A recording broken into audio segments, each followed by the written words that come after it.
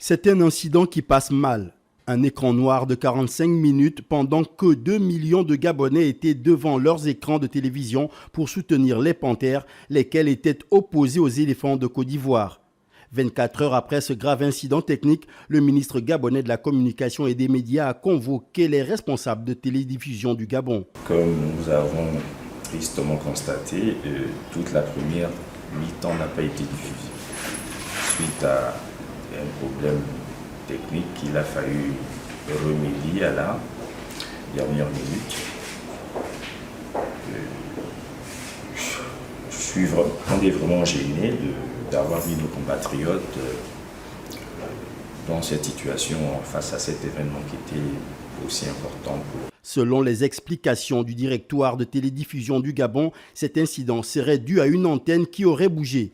Une faute au dire du patron de la communication et des médias qui estime que des dispositions ont été prises pour la diffusion sans encombre de cette rencontre. Il ne peut pas être que nous ayons une manifestation comme celle-là, connue depuis des semaines, depuis des mois, que nous nous soyons battus pour que Gabon Télévision puisse diffuser ce match, que Gabon Télévision a pris toutes les dispositions, que nous ayons sorti des millions pour cela, mais qu'au dernier moment, Télédiffusion du Gabon ne fasse pas le travail qui est le sien.